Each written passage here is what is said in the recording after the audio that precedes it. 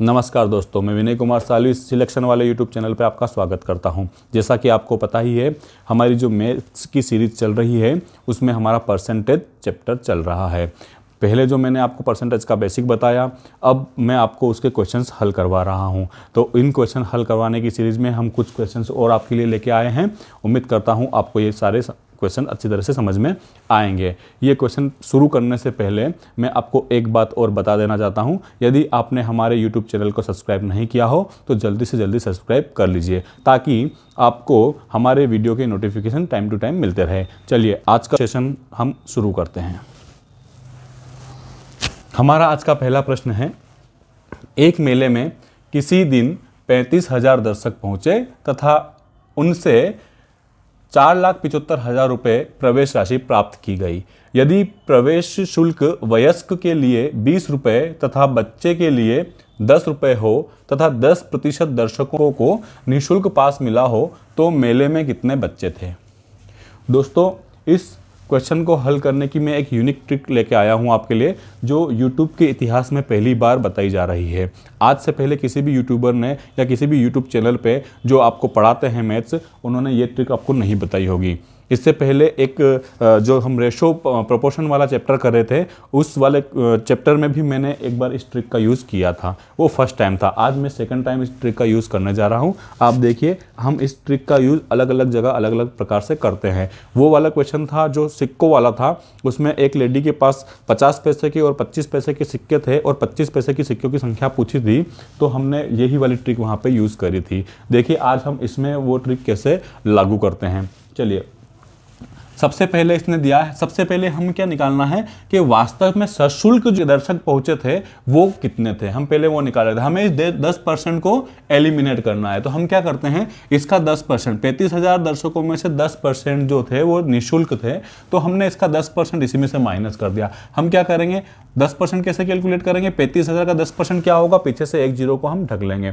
क्या है 3500, मतलब 3500 लोग निःशुल्क थे, मतलब 35,000 में से 3500 को हम माइनस कर देंगे। जब 35,000 में से 3500 को माइनस कर देते हैं तो आएगा आपके 31,500। ये आपके जो 10% था ये एलिमिनेट हो गया। 31,500 वहाँ पे जो दर्शक थे वो सशुल्क थे। ये जो आए वो सशुल्क आए हैं, सशुल्क दर्शक। अब आपके पास प्रश्न नया ये है कि एक मेले में 31,500 दर्शक पहुंचे, यदि बच्चों से 10 रुपये और वयस्कों से 20 रुपये लिए गए हो और कुल राशि 4,75,000 रुपये प्राप्त हुई हो तो बच्चों की संख्या क्या है। चलिए, यदि बच्चों की संख्या पूछी हो तो हम क्या मान के चलते हैं, अब हमारी ट्रिक शुरू होती है। यदि बच्चों की संख्या पूछी हो तो हम मानेंगे कि सारे वयस्क थे। उल्टा मान के चलना है, हम मानेंगे सारे वयस्क थे। यदि सारे वयस्क होते, सारे अगर ये वयस्क होते तो हमें कितना रुपए दे के जाते हैं, 20-20 रुपए के हिसाब से हम 20 रुपए का इसमें मल्टीप्लाई कर देते हैं। 20 का इसमें मल्टीप्लाई कर देते हैं। 20 का मल्टीप्लाई करेंगे 3 जीरो और 315 का 2 में कर दूंगा मैं, तो आएगा 630। मतलब अगर सारे वयस्क होते तो 6,30,000 रुपये दे के जाते, लेकिन हमें मिले कितने हैं, 4,75,000। मतलब अंतर आया है। ये अंतर इसलिए आया है क्योंकि हमने सबको वयस्क मान लिया है, लेकिन कुछ बच्चे भी थे। तो हम क्या करते हैं, 4,75,000 माइनस कर देते हैं। देखते हैं अंतर कितना आ रहा है। हम इसको जब माइनस करेंगे तो ये आएगा 1,55,000। ये 1,55,000 रुपये जो ज़्यादा मिल रहे हैं, ये क्यों मिल रहे हैं, क्योंकि वहाँ पे 10 रुपये बच्चों से हमने लिए थे। तो ये जो हम क्या करेंगे, ये 10 का भाग देंगे। हम 10 का जो भाग दे रहे हैं वो इस 10 का नहीं दे रहे हैं, हम भाग जो दे रहे हैं इन दोनों के डिफरेंस का। जितना डिफरेंस होगा उतने का हम भाग दे देंगे। जो 20 में, अगर यहाँ पे 30 होता और यहाँ पे 15 होता तो हम 15 का भाग देते हैं। अगर यहाँ पे 30 होता, यहाँ 10 होता तो हम 20 का भाग देते। 40-20 होता तो भी 20 का। जो डिफरेंस है, जितनी राशि का डिफरेंस है, इन दोनों राशियों में जो डिफरेंस है उसका हम यहाँ पे भाग देंगे। जैसे ही भाग देंगे, एक जीरो से एक जीरो कट जाएगी, 15,500। मतलब बी वाला जो ऑप्शन है वो आपका सही ऑप्शन है। उम्मीद करता हूं आपको ये जो ट्रिक है ये बहुत ही अच्छी लगी होगी और ये प्रश्न भी बड़ी अच्छी तरह से समझ में आ गया होगा। चलिए, तो अगर यदि इसमें वयस्कों की संख्या पूछी होती तो हम क्या करते हैं, हम सभी को बच्चे मान लेते हैं। बच्चे मान के हम क्या करते हैं, 31,500 में 10 का गुणा कर देते हैं और जो राशि आती उसको हम 4,75,000 में से माइनस कर देते हैं और फिर जो आता उसमें हम 10 का डिवाइड दे देते थे, तो आपके वयस्कों की संख्या आ जाती। उम्मीद करता हूं आपको ये प्रश्न समझ में आ गया होगा। चलिए अब हम और आगे बढ़ते हैं। अगला प्रश्न है, दिया गया है कि ए की आय का 10% बराबर बी की आय का 15% बराबर सी की आय का 20%। यदि ए बी सी की कुल आय का योग 91,000 रुपए हो तो बी की आय कितनी है। देखिए क्या दिया है, ए की आय का 10% बराबर बी की आय का 15% बराबर सी की आय का 20%। ये सभी जो है 10, 15 और 20 परसेंटेज में है। मैं यहाँ पे परसेंटेज इसलिए नहीं लिख रहा हूँ कि जब मैं यहाँ पे परसेंटेज लिखूंगा तो सभी परसेंटेज आपस में कट जाएंगे, या फिर मैं बटे में 100 लिखूंगा तो 100 भी आपस में कट जाएगा, इसलिए मुझे वो लिखने की जरूरत नहीं है। चलिए, लेकिन ये 5 से जरूर कट रहे हैं तो हम इन सबको 5 से काट देते हैं। जब इसको मैं 5 से काटूंगा तो ए का ये जो आएगा 2, ए का 2 गुना हो गया और बी का 5 से काटूंगा तो बी का 3 गुना हो जाएगा और सी का 4 गुना आपस में बराबर। अब आपके पास प्रश्न ये बन के आया है कि यदि ए की आय का 2 गुना बराबर बी की आय का 3 गुना और बराबर सी की आय का 4 गुना हो तो तथा तीनों की कुल आय का योग 91,000 रुपए हो तो बी की आय कितनी है। ये आपका नया प्रश्न बन के आ गया सामने। देखिए हम इसको कैसे सोल्व करते हैं, एक ढकने वाला रूल यूज करेंगे। देखो ए का निकालना है तो हम ए को ढक लेंगे, बी और सी का मल्टीप्लाई कर देंगे तो ए का रेशो क्या आ जाएगा आपके 12, और जब बी का निकालना है बी को ढक लेंगे तो 2 में 4 का मल्टीप्लाई करके आ जाएगा 8। सी का निकालना है तो सी को ढक लेंगे, 2 में 3 का मल्टीप्लाई करके आएगा 6।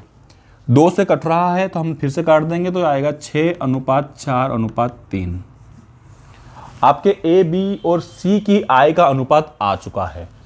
अब इसका योग दिया है तो हम भी अनुपात का योग कर लेते हैं। अनुपात का योग आया है 13 की वैल्यू दी है 91,000, मतलब 13 यूनिट जो है उसकी वैल्यू है 91,000।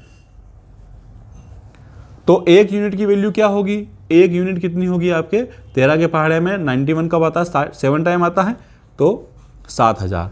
एक यूनिट आपके 7,000 की है। पूछा क्या है, बी की आई है 4 यूनिट, तो हम 7,000 में 4 का मल्टीप्लाई कर देंगे। 7,000 में जब 4 का मल्टीप्लाई करेंगे आएगा 28,000। 28,000 मतलब सी वाला जो ऑप्शन है यही आपका सही उत्तर है।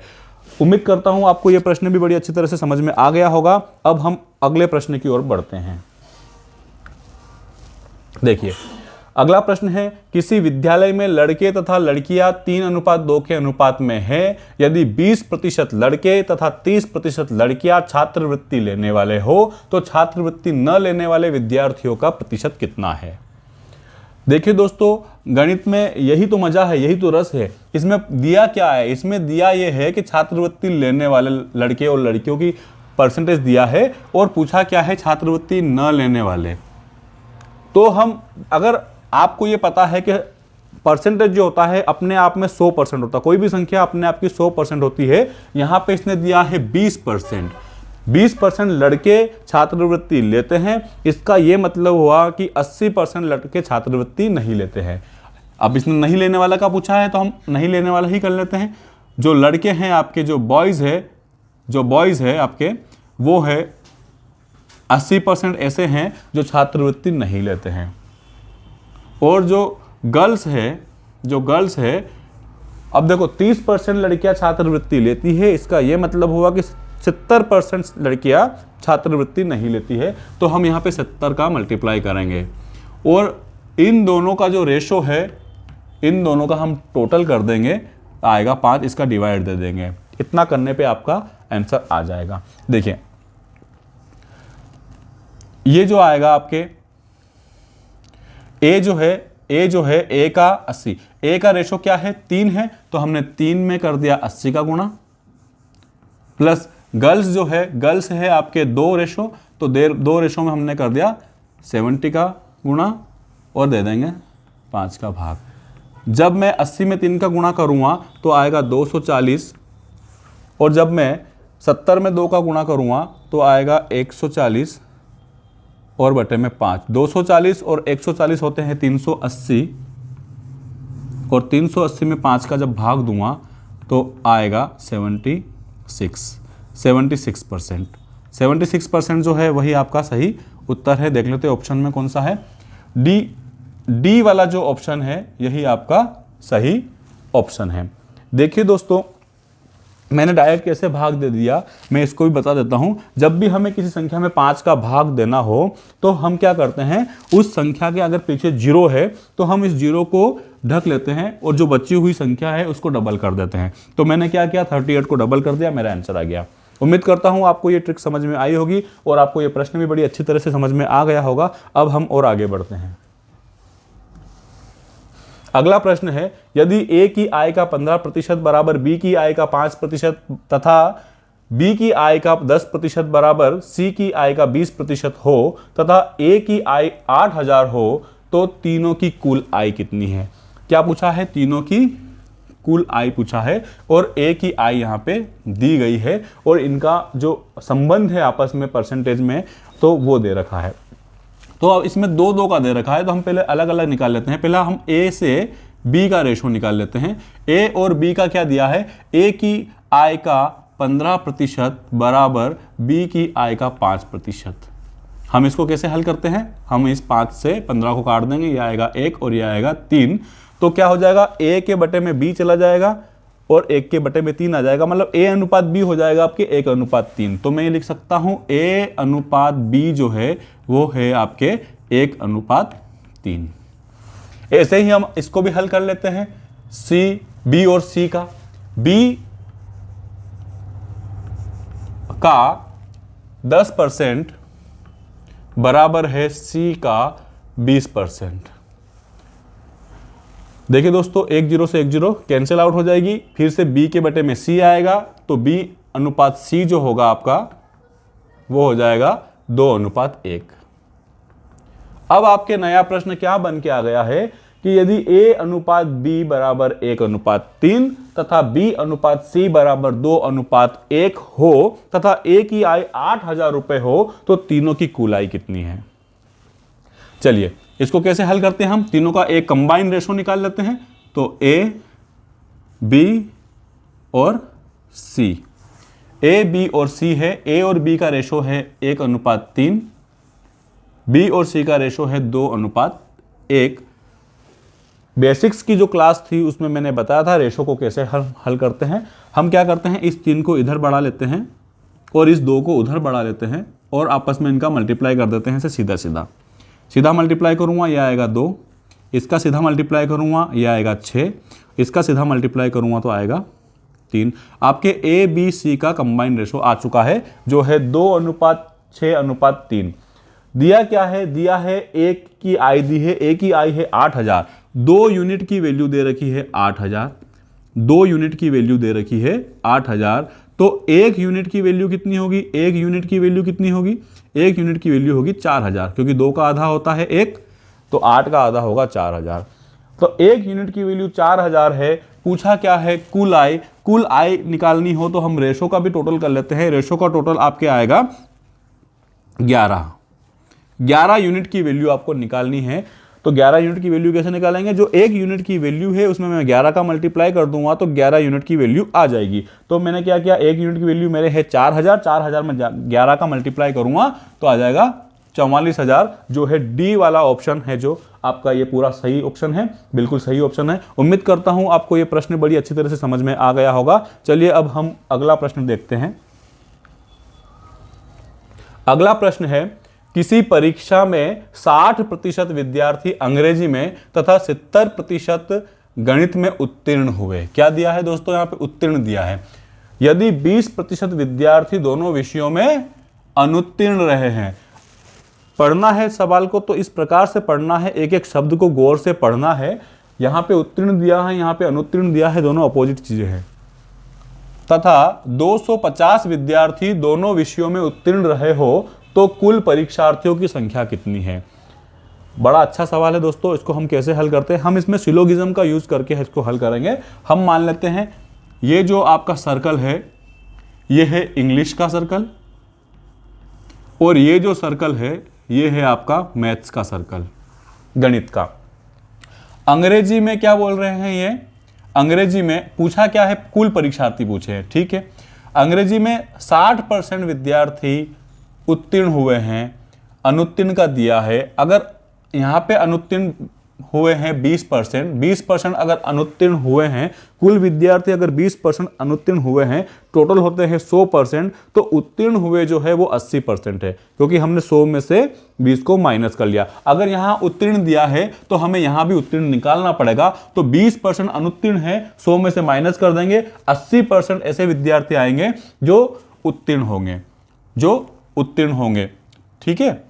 80% विद्यार्थी उत्तीर्ण है। अब देखेंगे हम कि मैथ्स इंग्लिश में कितने उत्तीर्ण थे? 60%, और गणित में कितने उत्तीर्ण थे? 70%, और दोनों में मिला के कंबाइन कितने उत्तीर्ण है? 80%। हम क्या करते हैं कि ये इन दोनों को ऐड करके जो कंबाइन है, जो कॉमन है दोनों में, मतलब वो क्या है, इंग्लिश में भी है और मैथ्स में भी है, इसलिए हम क्या करते हैं उस कॉमन को, क्योंकि ये इधर भी काउंट हो रहा है, इधर भी काउंट, दोनों जगह काउंट हो रहा है, तो वो 2 बार काउंट हो गया है। हमें बस एक ही बार काउंट करना रहता है, 2 बार काउंट नहीं करना रहता है, इसलिए हम क्या करते हैं, इसको एक बार माइनस कर देते हैं। चलिए हम माइनस कर देते हैं, इन दोनों को ऐड करते हैं। 70 में मैं 60 ऐड कर देता हूं, तो ये आ जाएगा 130, और 130 में से मैं 80 माइनस कर देता हूं। 130 में से 80 माइनस करूंगा, आएगा कितना? 50। मतलब ये हुआ 50% विद्यार्थी जो है वो उत्तीर्ण हुए हैं।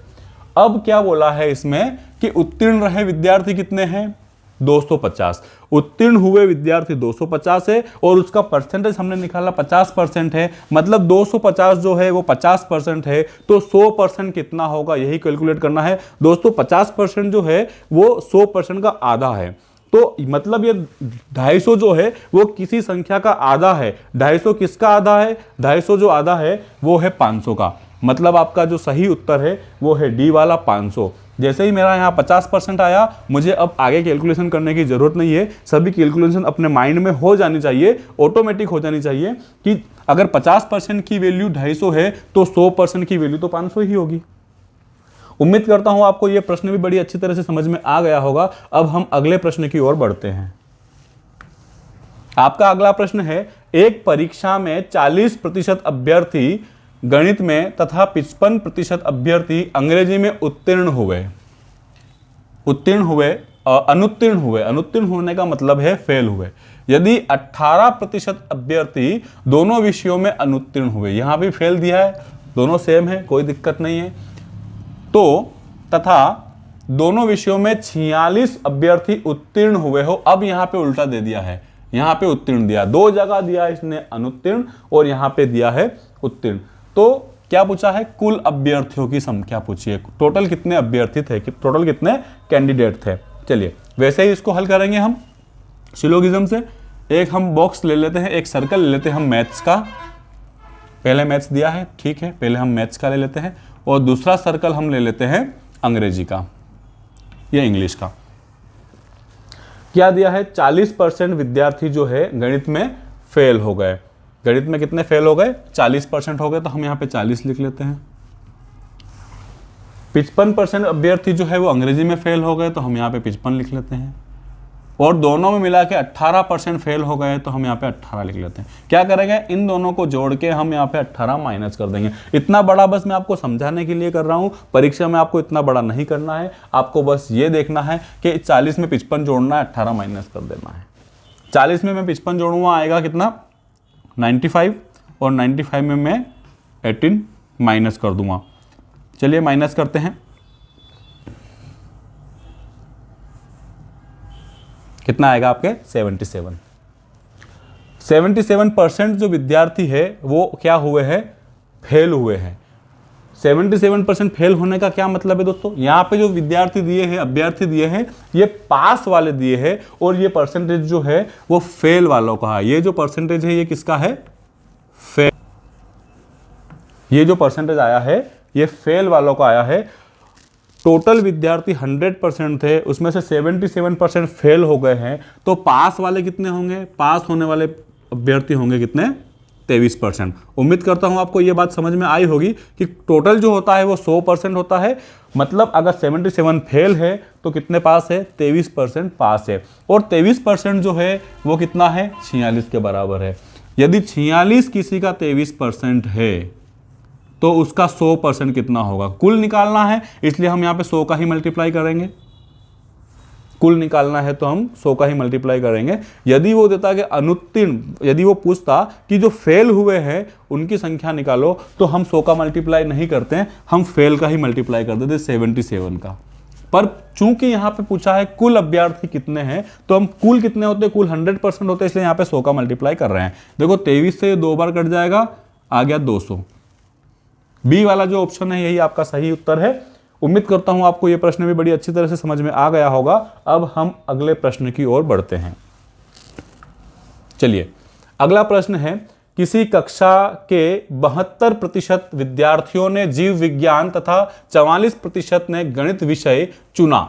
यदि प्रत्येक विद्यार्थी ने विज्ञान तथा गणित में से कम एक विषय चुना हो तथा 80 विद्यार्थियों ने ये दोनों विषय चुने हो, तो कुल कितने विद्यार्थी है। यहां पे भी कुल पूछा है दोस्तों, कुल कितने विद्यार्थी है। चलिए, 72% विद्यार्थी ऐसे थे जिन्होंने बायोलॉजी चुना है और 44% विद्यार्थी ऐसे हैं जिन्होंने गणित चुना है। हम इन दोनों परसेंटेज को जोड़ लेते हैं। हम क्या करते हैं, ये थोड़ा सा उससे चेंज है, इसमें कॉमन नहीं दिया है, कॉमन का परसेंट नहीं दिया है, लेकिन कॉमन का इसने वास्तविक संख्या दे दी है, परसेंटेज नहीं दिया। अगर परसेंटेज देता तो हम इन दोनों को जोड़ के उसको माइनस कर लेते। अब हम क्या करेंगे, इसके लिए हम क्या करेंगे, जो ये दोनों परसेंटेज दिए हैं इन दोनों को हम जोड़ लेते यहीं पे। कितना हो जाएगा, ये 6 हो जाएगा और ये हो जाएगा 11। 116%। दोस्तों 116% कभी होता है क्या, 116% नहीं होता है, 100% होता है। मतलब ये 16 जो ऊपर निकला है ये वो कॉमन है।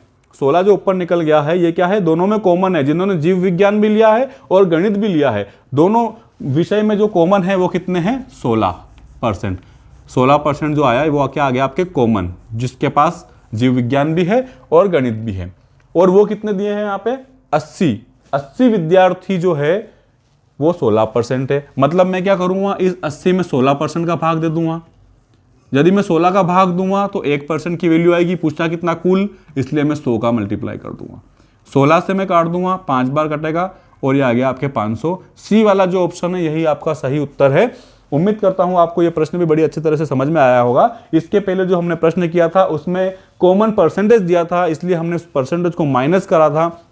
पर इस सवाल में क्या दिया है, कॉमन परसेंटेज नहीं दिया है, इसमें दिया है कॉमन विद्यार्थियों की वास्तविक संख्या दी है, परसेंटेज में नहीं दी है। इसलिए हमने इस सवाल को करने का तरीका भी थोड़ा सा चेंज किया है। उम्मीद करता हूं आपको ये बात समझ में आ गई होगी। अब हम अगले प्रश्न की ओर बढ़ते हैं। आपका अगला प्रश्न है, मिस्टर पोरवाल ने अपने धन का 30% भाग अपनी पत्नी को दे दिया, शेष धन का आधा अपनी पुत्री को दे दिया तथा बचे हुए धन को अपने 5 पुत्रों में बराबर बराबर बांट दिया। यदि प्रत्येक लड़के को 21,000 रुपए मिले हो तो उसके पास कुल कितना धन था। कुल धन पूछा है दोस्तों, कुल धन पूछा है। चलिए दोस्तों, अब हम इसको सॉल्व करते हैं। देखिए, मिस्टर पोरवाल की जो संपत्ति है, कुल संपत्ति पूछी है, तो हम मान लेते हैं कि वो 100 रुपए थी। 100 रुपए मतलब 100% थी, तो हम मान के चलेंगे कि उनकी संपत्ति थी 100 रुपए। अब इन्होंने क्या किया कि 30% भाग अपनी वाइफ को दे दिया, उनकी वाइफ को दे दिया। 30% भाग जो है वो उनकी वाइफ को दे दिया। तो हम इसमें से 30% माइनस कर देंगे, कितना बचेगा, 70%। और बचा हुआ जो शेष भाग है 70%, इसका उन्होंने आधा भाग अपनी पुत्री को दे दिया, मतलब उनकी पुत्री को दे दिया। तो उनकी जो पुत्री है वो है 35% ले जाएगी, मतलब बचा हुआ 35%। इस 35% में क्या हुआ, इन्होंने 5 बच्चों में बराबर बराबर बांट दी। इनके जो 5 पुत्र थे, हर एक पुत्र कितना कितना ले गया, 7%। मतलब हर पुत्र को कितना मिला है, 7%। और यहाँ पे कितना दिया है, हर एक लड़के को कितना मिला है, 21,000। 21,000 हर एक को मिला है और 21,000 हर एक को मिला है और वो 7% है। दोस्तों 21,000 7% है तो पूरा 100% कितना होगा, यही हमको कैलकुलेट करना है। 21 में मैं 7 का डिवाइड दे देता हूँ, ये आएगा आपके 3,000 और 3,000 में मैं 100 का मल्टीप्लाई करूँगा, आएगा 3 लाख। उम्मीद करता हूं आपको ये प्रश्न समझ में आ गया होगा। 21,000 जो है वो 7% है, 21,000 7% है तो 100% कितना होगा, हमने इस प्रकार से इसको हल किया है। मैं जब 7 से काटूंगा 21,000 को तो जाएगा 3,000 बार, और 3,000 में मैं 100 का मल्टीप्लाई करूंगा आएगा 3 लाख। उम्मीद करता हूं आपको ये प्रश्न बड़ी अच्छी तरह से समझ में आ गया होगा। अब हम अगले प्रश्न की ओर बढ़ते हैं। आपका अगला प्रश्न है, एक विद्यालय में छात्राओं का 1/5 भाग तथा छात्रों का 1/4 भाग 12 वर्ष से कम आयु के हैं। यदि विद्यालय में कुल 2,000 विद्यार्थी हो तथा इनका 2/5 भाग छात्राएं हो तो 12 वर्ष तथा उससे अधिक आयु के कितने प्रतिशत विद्यार्थी हैं? दोस्तों, मैं पहले भी आपको समझा चुका हूं, फिर से समझाना चाहता हूं कि जो प्रश्न है उसमें पूछा क्या है, परसेंटेज पूछा है, परसेंटेज में उत्तर पूछा है, तो क्या यह जरूरी है कि मैं इन 2,000 का कहीं भी यूज करूं? अगर वो संख्या पूछ लेता तो मैं इन 2,000 का यूज मुझे करना पड़ता, लेकिन उसने संख्या नहीं पूछते हुए उत्तर किस में पूछा है, परसेंटेज में पूछा है। इसका मतलब ये हुआ कि मुझे इस 2,000 की जगह चाहे वो कुछ भी दे दे, उससे परसेंटेज में कोई फर्क नहीं पड़ने वाला है, इसलिए हम इसको बिना 2,000 के ही हल करेंगे। चलिए, क्या दिया है कि जो कुल विद्यार्थी है उनका 2/5 भाग जो है वो गर्ल्स है, 2/5 भाग जो है वो गर्ल्स है। एक तरफ लिख लेते हैं हम गर्ल्स, एक तरफ बॉयज लिख लेते हैं। 2/5 में भिन्न वाला जो चैप्टर अपन ने हल किया था उसमें मैंने बताया था कि जो हर होता है वो पूर्ण भाग होता है और जो अंश होता है वो उसका एक भाग होता है। इसका मतलब कुल अगर 5 विद्यार्थी होते तो 2 उसमें लड़कियां होती और 3 लड़के होते, तो मतलब हमारे पास रेशो आ गया है गर्ल्स का और बॉयज का 2:3 के अनुपात में है। अब इसमें क्या दिया है, 12 वर्ष से कम के कितने हैं, 1/5। छात्राओं का 1/5 जो है वो 12% है। दोस्तों, भिन्न को हमें परसेंटेज में चेंज करना है, भिन्न को हमें परसेंटेज में चेंज करना है। हम क्या करते हैं, 100 का मल्टीप्लाई कर देते हैं। हम यहाँ पे इसको सोल्व कर लेते हैं। जो भिन्न दी है 1/5, इसको मल्टीप्लाई करके 100 का मैं परसेंटेज में चेंज कर लेता हूं, मतलब मेरा आया 20%। 20% लड़कियां जो है वो 12 वर्ष से कम आयु की है, और मैं इस 1/4 को भी भिन्न की जगह परसेंटेज में बदल लेता हूं तो मेरे आएगा 25%, मतलब 25% लड़के जो है वो है 12 वर्ष की उम्र से कम के। अब हम इन भिन्नात्मक रूप को परसेंटेज में बदल चुके हैं। अब प्रश्न ये है कि विद्यालय में छात्राओं का 20% तथा छात्रों का 25% 12 वर्ष से कम आयु के हैं। हमें क्या पूछा है, 12 वर्ष से अधिक आयु के पूछे हैं। 12 वर्ष से अधिक आयु, अधिक आयु का मतलब जो कुल है 100%, उसमें से हम ये वाला परसेंटेज माइनस कर देंगे तो अधिक आयु वाले आ जाएंगे। हम क्या करेंगे, गर्ल्स में अगर 20% कम आयु के हैं तो 80% अधिक आयु के हैं, और बॉयज में अगर 25% कम आयु के हैं तो 75% 12 वर्ष या इससे अधिक आयु के हैं। हम क्या करते हैं, इन दोनों का मल्टीप्लाई करके जोड़ देते हैं, जैसा कि हमने एक क्वेश्चन पहले में भी किया था, इसके पहले वाला किसके क्वेश्चन में हमने किया था। और इन दोनों रेशो का जो टोटल है वो है आपके 5, तो 5 का डिवाइड दे देते हैं। इसका जब हम मल्टीप्लाई करेंगे तो आएगा 160, इसका करेंगे तो आएगा 225। हम इनको जोड़ के 5 का भाग दे देते हैं। देखिए दोस्तों, हम इसको जोड़ते हैं, ये 5, ये 8 और ये 3, 385 में मुझे 5 का भाग देना है। देखिए दोस्तों, 5 का भाग देने की ट्रिक मैंने बताई थी। ऊपर वाली जो संख्या होती है उसको हम डबल कर देते हैं। यहाँ पे मैं अगर 38 को डबल करूँगा आएगा 76, और यहाँ पे पॉइंट लगाएगा, आधा हो गया। आधे को डबल करूँगा आएगा 1, 76 और 1 77, मतलब जब हम इसमें 5 का भाग देंगे तो आपके आएगा 77%। 77% डी वाला जो ऑप्शन है यही आपका करेक्ट ऑप्शन है, यही आपका सही उत्तर है। मतलब ये हुआ कि टोटल जो विद्यार्थी है उसमें 77% विद्यार्थी जो है वो 12 वर्ष से अधिक के हैं या 12 वर्ष की आयु के हैं। चलिए अब हम और आगे बढ़ते हैं। हमारा अगला प्रश्न है, अभिषेक के मासिक वेतन का 24% विनोद के मासिक वेतन के 32% के समान है। चंदर का मासिक वेतन विनोद के मासिक वेतन का आधा है। चंदर का वार्षिक वेतन 1,08,000 रुपये है, तो अभिषेक का मासिक वेतन कितना होगा? देखो पूछा क्या है, मासिक है और यहाँ पे दिया है चंदर का वेतन दिया है और पूछा अभिषेक का है, और चंदर ये भी दिया है, एक शर्त ये भी दी है कि ये जो वेतन है वो आधा है अभिषेक के वेतन का, और ये वार्षिक दे रखा है। तो हम इसको पहले मासिक में चेंज कर लेते हैं। देखो ये 1.08 लाख का मतलब होता है 1,08,000 रुपये। पॉइंट में यहाँ पे लाख लिख रखा है, मतलब मैं इसमें 1 लाख का गुणा कर दूंगा तो आ जाएगा 1,08,000। मतलब 1,08,000 जो है वो उसको 12 महीने में मिला है, एक साल में। तो एक महीने में कितना मिला? देखो 12 से मैं 9 बार काट देता हूं, मतलब हर महीने चंदर जो है, हर महीने चंदर जो है, चंदर को मैं सी लिख रहा हूं, चंदर जो है वो 9,000 रुपये कमाता है। अब इसने क्या दिया है, चंदर का आधा है मतलब विनोद का डबल होगा, सीधी सी बात है। तो हम विनोद का निकालते, मतलब विनोद का कितना आ जाएगा? विनोद का जो है, विनोद मतलब यहाँ पे विनोद लिखा है तो मैं बी लिख देता हूँ, विनोद का जो है वो इसका डबल होगा, तो वो कितना होगा? 18,000। आगे क्या दिया है दोस्तों? अब इसमें ये दिया है कि अभिषेक के मासिक वेतन का 24%, मतलब अब मैं यहाँ पे करता हूँ, अभिषेक के मासिक वेतन का 24% बराबर है विनोद के मासिक वेतन का 32%। 8 से काट देते हैं, 3 बार कट जाएगा, ये 8 से 4 बार कट जाएगा। दोस्तों रेशो आ जाएगा A/B का, मतलब अभिषेक और विनोद का जो रेशो है वो आएगा 4:3।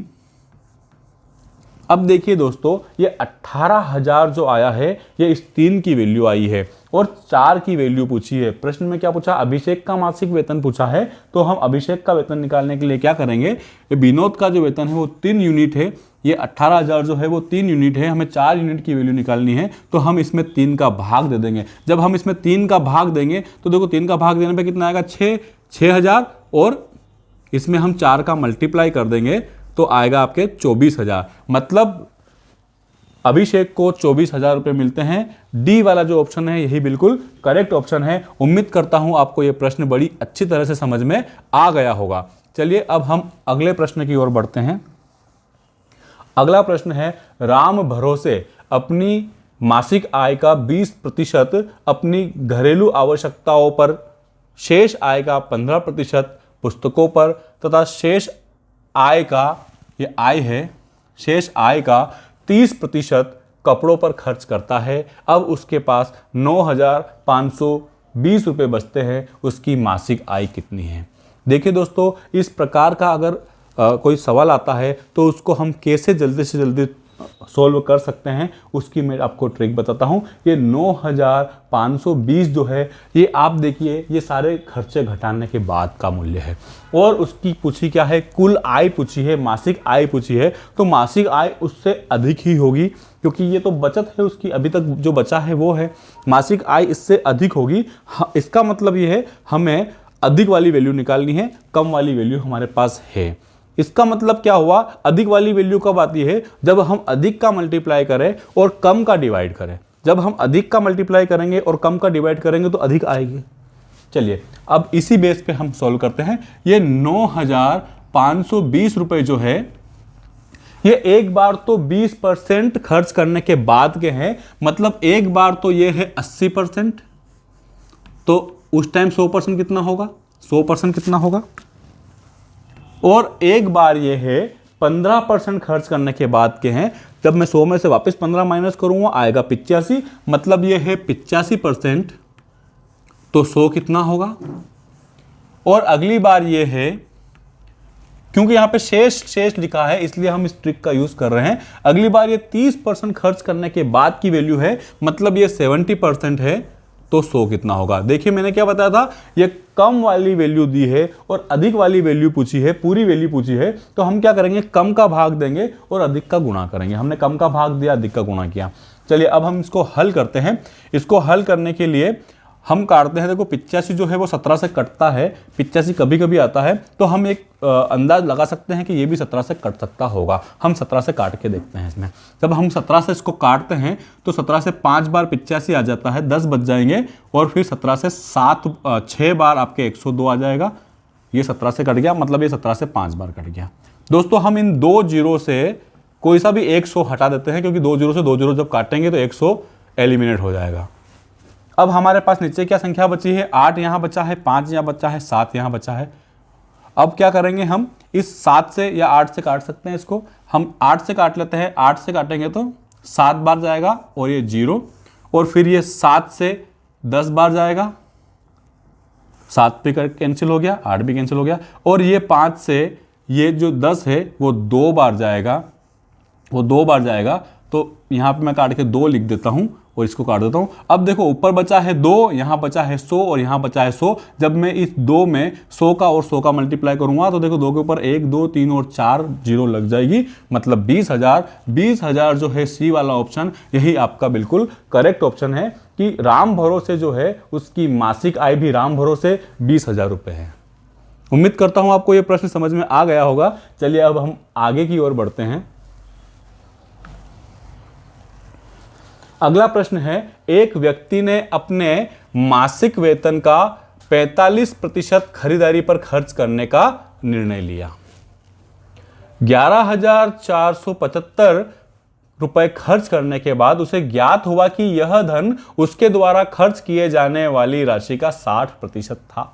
उसका वेतन कितना है? बहुत ही प्यारा प्रश्न है दोस्तों। इसको हम कैसे हल करते हैं, देखिए इसने क्या बोला था कि वो जो व्यक्ति है उसने मासिक वेतन का 45% खर्च करने का निर्णय लिया था, और जितना उसको खर्च करना था उसका वो 60% खर्च कर चुका है। तो हम पहले देख लेते हैं कि 45 का 60% कितना होगा।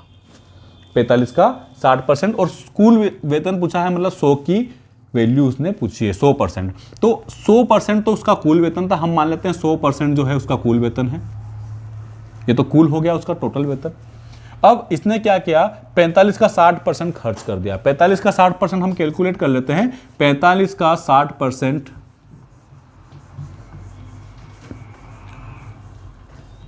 एक जीरो से एक जीरो कैंसिल, 5 से 9 बार, 5 से 2 बार, 2 से 3 बार, और 9 तिया 27, मतलब 27%। उसने कितना खर्च कर दिया है, 27%, और उस 27% की वैल्यू दी है 11,475 रुपए। उम्मीद करता हूं आपको समझ में आ रहा होगा। ये 27% जो है वो 11,475 रुपए के बराबर है, और पूछा क्या है, 100% की वैल्यू। हम क्या करेंगे, इस 11,475 में 27 का भाग दे देंगे, क्योंकि 27% है। जब हम भाग देंगे तो 1% आ जाएगा, और जब उसमें हम 100 का मल्टीप्लाई करेंगे तो अपने आप में 100% हो जाएगा। अब हम भाग देते हैं। 27 का पहाड़ा नहीं आता हो कोई बात नहीं, 9 का पहाड़ा, जब यहाँ पे 27 दिया है, 27 9 से कटता है, और सारे ऑप्शन में कोई भी इंटीजर नहीं है, कोई भी पॉइंट में नहीं है, मतलब ये पूरा कटता ही कटता होगा। तो हम क्या करेंगे, इसको 9 से काट देते हैं। पहले 9 से काटेंगे, ये 3 बार कट जाएगा। ये 9 से काटेंगे, 1 बार कटेगा, 2 बच गया, फिर 2 बार कटेगा, फिर 6 बच गया, 7 बार जाएगा, और फिर 4 बचेगा तो 5 बार जाएगा। फिर से इसको हम 3 बार काट देते हैं। 3 से 1 बार, 3 से 4 बार कटेगा, और ये 2 बार कटेगा, फिर 1 बचेगा, फिर ये 5 बार कटेगा। 425, मतलब यदि हम 27 से डायरेक्ट इसको काटते हैं तो ये डायरेक्ट 425 बार कट जाता। चलिए अब हम मल्टीप्लाई कर देते हैं। 425 में 100 का मल्टीप्लाई करेंगे तो आपके आएगा 42,500 रुपए। 425 के ऊपर 2 जीरो लग गए। उम्मीद करता हूं आपको ये प्रश्न भी बड़ी अच्छी तरह से समझ में आ गया होगा। कुछ भी नहीं है, बस शब्दों का फेर है। इसमें दिया है कि इसने निर्णय क्या लिया था कि 45% खर्च करेगा, और उसने 11,475 रुपए खर्च कर दिए, और उसको पता चला कि जितना उसने निर्णय लिया था ये तो उसका 60% है, ये जो है वो 60% है। तो हमने क्या किया, 45% का 60% पहले कैलकुलेट कर लिया, कितना आया 27%। इसका मतलब ये हुआ कि ये इसका तो 60% है, 45% का तो ये 60% है, लेकिन टोटल का कितना परसेंट है, टोटल का वो आया है 27%। टोटल का कितना परसेंट आया, 27%। तो 27 का हमने इसमें भाग दे दिया और 100 का गुणा कर दिया। उत्तर आ गया है 42,500 रुपए। उम्मीद करता हूं बड़ी अच्छी तरह से आपको यह प्रश्न समझ में आया होगा। अब हम अगले प्रश्न की ओर बढ़ते हैं। दोस्तों, आपका अगला प्रश्न है,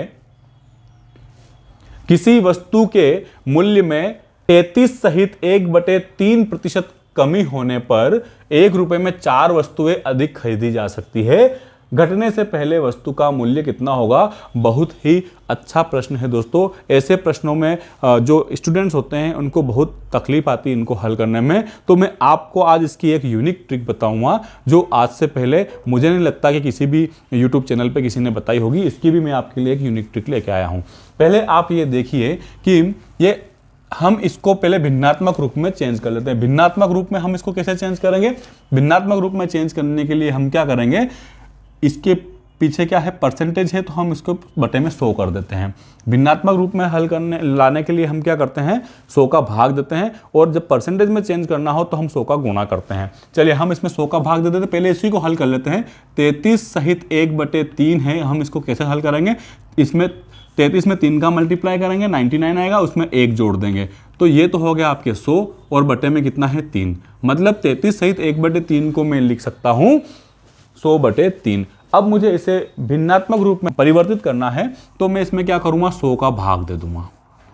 जब मैं इसमें 100 का भाग दूंगा दोस्तों, ये इसके बटे में कुछ नहीं है, 1 है। जब भिन्न के बटे में भिन्न हो तो वो ऊपर आके उल्टी हो जाती है। उल्टी हो जाएगी मतलब 100 नीचे आ जाएगा, 1 ऊपर चला जाएगा, तो 100 से 100 ये कैंसिल हो जाएगा। तो क्या बचेगा, 1/3। मतलब मैं 33 सहित 1/3 को क्या लिख सकता हूं, 1/3। ये बड़ी बेसिक सी बात है दोस्तों, आपको तो यही समझ में आ जाना चाहिए कि 33 सहित 1/3 का मतलब होता है 1/3 भिन्नात्मक रूप में। चलिए अब हम आगे प्रश्न को पढ़ते हैं कि इतनी कमी हो जाने पर, भिन्नात्मक रूप में इतनी कमी हो जाने पर क्या हो रहा है कि 1 रुपए में 4 वस्तुएं अधिक आ रही है। 1 रुपए में 4 वस्तुएं अगर अधिक आ रही है मतलब वो जो है इतने रुपए में 4 वस्तुएं आ रही है। 1 रुपए में 4 वस्तुएं, पहले भी वो 1 रुपए खर्च करता था, अभी भी 1 रुपए खर्च कर रहा है, तो उसको क्या मिल रही है, 4 वस्तुएं ज्यादा मिल रही है। मतलब 4 वस्तुएं ज्यादा कब मिलेगी, क्योंकि उसको ये भी अब खर्च करना है। तो मतलब इस 1/3 रुपए में उसको 4 वस्तुएं मिलती है, तो मैं इसमें क्या करूंगा, 4 का भाग दे दूंगा। जब इसमें 4 का भाग दूंगा वैसे ही फिर ये ऊपर आएगा, इसके बटे में कुछ नहीं है, मतलब 1 है तो ये 1/4 हो जाएगा, तो 1/12। मतलब क्या हो गया, मैं इसको हल करूंगा तो ये आएगा 3 में 4 का गुणा हो जाएगा, आएगा 1/12। इसका मतलब ये हुआ दोस्तों कि अभी वर्तमान में ये कमी होने के बाद 1 रुपए में ऊपर वाला जो है वो क्या है, रुपए है। ऊपर वाला क्या है, रुपए है। ऊपर वाला रुपए में है और नीचे वाला जो है वो वस्तु है, जो भी आइटम दिया हो वो है। दोस्तों अभी उत्तर नहीं आया है, ये जो आया है ये अभी वाली वैल्यू आई है। अभी 1 रुपए में 12 वस्तुएं मिलती है, जो भी वस्तु है वो 12 वस्तुएं मिलती है। तो पहले कितनी मिलती थी, अब देखो 1 रुपए में 4 अधिक मिल रही है, 12 जो है वो 4 अधिक वाली वैल्यू है। हमें पहले, इसका मतलब हुआ कि पहले 1 रुपए में 8 वस्तुएं मिलती थी, पहले 1 रुपए में 8 वस्तुएं मिलती थी। अब उसमें 33 सहित 1/3% की कमी होने पे हमें कितनी मिलने लगी, 1 रुपए की 12। यदि वो प्रश्न पूछता कि अभी कितनी वस्तुएं मिलती है, अभी वस्तु का मूल्य क्या है, तो अभी तो है 1 रुपए की 12, पर इसने पूछा है पहले की पूछी है, तो हम क्या करेंगे, 1 रुपए की 8। उम्मीद करता हूं आपको यह प्रश्न बड़ी अच्छी तरह से समझ में आ गया होगा। आपको बस इसमें यह ध्यान रखना है कि ऊपर जो आया है वो रुपए है और बटे में जो है वो क्या है, आपकी वस्तु है। चलिए अब हम अगले प्रश्न की ओर बढ़ते हैं। आपका अगला प्रश्न है, यदि एक वस्तु के भाव में 25% कमी हो जाए तो कोई व्यक्ति 1 रुपए में 2 वस्तुएं और अधिक खरीद सकता है। 1 रुपए में प्राप्त वस्तुओं की संख्या कितनी है?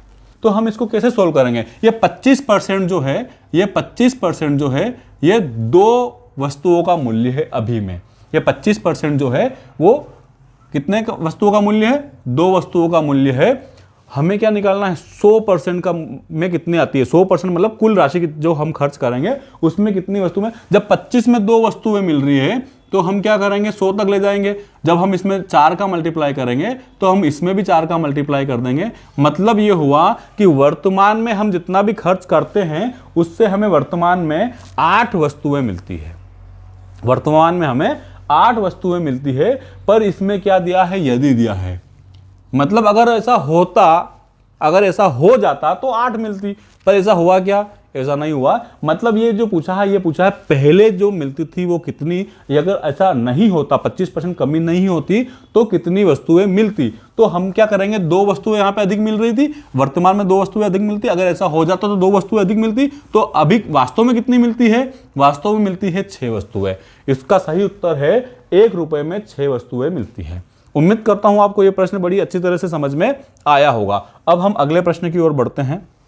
आपका अगला प्रश्न है, एक परीक्षा में उत्तीर्ण होने के लिए 35% अंक लेने होते हैं। एक अभ्यर्थी को 40 अंक मिले तथा वह 30 अंकों से अनुत्तीर्ण हो गया। परीक्षा के अधिकतम अंक कितने हैं? दोस्तों, किसी भी परीक्षा के अधिकतम अंक जो होते हैं वो 100% होते हैं। चलिए अब हम इसको हल करते हैं। इसको हल करने का बहुत ही अच्छा तरीका है। देखिए, ये 35% अंक लेने होते हैं, मतलब 35% कम से कम चाहिए, और वो 40 अंक लाया और वो 30 अंकों से फेल हो गया। मतलब 40 अंक तो उसने लिए, 30 अगर और ले लेता तो 35% हो जाते। यही तो कहने का मतलब है। उसने 40 तो अंक प्राप्त कर लिए, वो 30 अंकों से फेल होने का क्या मतलब है? यदि वो 30 अंक और ले आता, मतलब 40 + 30 70 अंक अगर वो ले आता तो पास हो जाता, और पास हो जाता मतलब 35% अंक हो जाते। मतलब ये 70 जो है वो 35% है। तो कुल पूछा है, अधिकतम अंक पूछा है, तो कितना आएगा? 100% कितना होगा?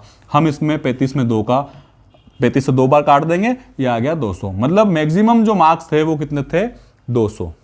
हमारा आज का अगला प्रश्न है, किसी परीक्षा के लिए उत्तीर्णांक 40% है। एक विद्यार्थी ने 195 अंक प्राप्त किए तथा वह 45 अंकों से अनुत्तीर्ण हो गया।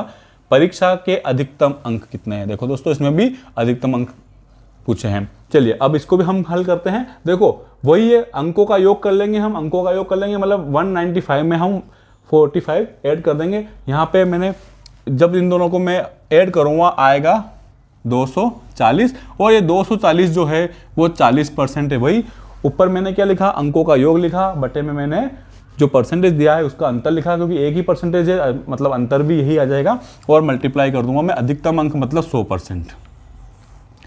काट देता हूं, 1 0 से 1 0 कट जाएगी, और ये 4 से 6 बार कट जाएगा, और आपके आंसर आ जाएगा 600। मतलब अधिकतम जो अंक थे वो 600 थे। ए वाला जो ऑप्शन है यही आपका करेक्ट ऑप्शन है। चलिए अब हम और आगे बढ़ते हैं।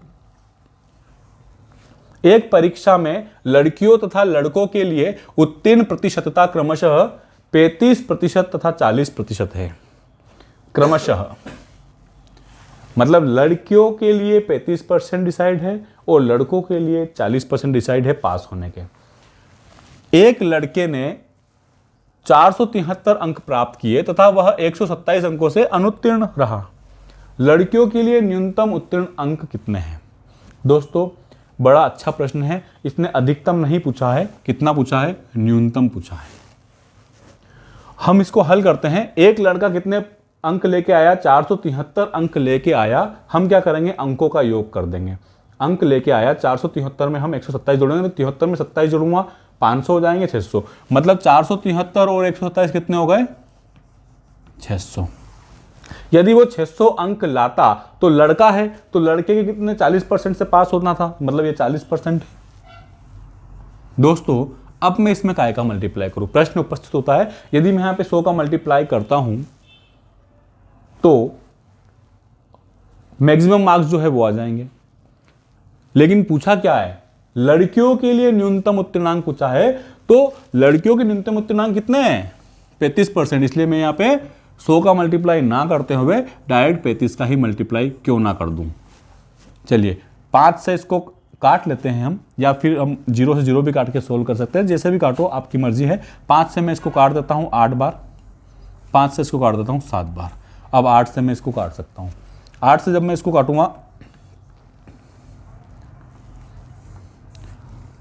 7 बार जाएगा, 4 बच गया 5, 75 में मैं 7 का मल्टीप्लाई कर दूंगा। क्या आएगा? 3 हो गया कैरी, 525। उम्मीद करता हूं आपको यह प्रश्न बड़ी अच्छी तरह से समझ में आ गया होगा। सी वाला जो आपका ऑप्शन है 525, यही इस प्रश्न का सही उत्तर है। चलिए अब हम और आगे बढ़ते हैं। उम्मीद करता हूं आपको समझ में आया होगा।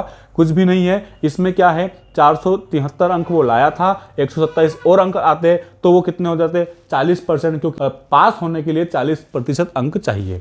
लड़कों के पास होने के लिए 40% अंक चाहिए, इसलिए हमने इसमें 40 का भाग दिया है। और पूछा क्या है लड़कियों के लिए कितने अंक चाहिए न्यूनतम, तो 35 चाहिए, इसलिए हमने 35% का इसमें गुणा कर दिया है। चलिए आगे बढ़ते हैं। किसी परीक्षा में ए तथा बी क्रमशः अधिकतम अंकों का 60% तथा 30% अंक प्राप्त करते हैं। इनके प्राप्तांकों का योग 765 है। परीक्षा में पूर्णांक कितने थे? दोस्तों बहुत ही सिंपल सा सवाल है। देखिए मैक्सिमम अंक तो वही रहे होंगे, एक ने 60% लाया है और एक कितने लाया है 30% लाया है, और दोनों का योग दे रखा है। तो 60% और 30% का योग कितना होता है 90%। मतलब ये 765 जो दिया है वो 90% है। और पूर्णांक पूछा है, पूर्णांक कितना होता है 100%, इसलिए मैंने 100 का इसमें मल्टीप्लाई कर दिया। 1 0 से 1 0 कैंसिल आउट करने के बाद मैं 9 से इसको काट देता हूं। जरूर कटेगा क्योंकि यहाँ पे सारे जो ऑप्शन है वो सभी पूर्णांक में है। 9 से मैं काट देता हूं, 72 आता है 8 बार, 4 बच गया, 5 बार कट जाएगा, 850। उम्मीद करता हूं आपको यह प्रश्न भी बड़ी अच्छी तरह से समझ में आया होगा। बहुत ही सिंपल प्रश्न है। अब हम आज के आखिरी प्रश्न की ओर बढ़ते हैं। आज का आपका आखिरी प्रश्न है, एक परीक्षार्थी 30% अंक प्राप्त करके 5 अंकों से अनुत्तीर्ण हो जाता है। एक अन्य विद्यार्थी 40% अंक प्राप्त करते आवश्यक न्यूनतम अंकों से 10 अंक अधिक प्राप्त करता है। उत्तीर्ण होने के लिए आवश्यक न्यूनतम अंक कितने हैं? दोस्तों मैंने पहले भी बोला था आपसे कि जो अंक दे रखे होते हैं हम उनका योग कर लेते हैं, और जो परसेंटेज में होता है वैल्यू उसका हम माइनस करके उसका भाग दे देते हैं। चलिए अब हम इसको सोल्व करते हैं। क्या पूछा है न्यूनतम, इसमें अधिकतम अंक नहीं पूछा है, पास होने के लिए न्यूनतम अंक पूछे हैं।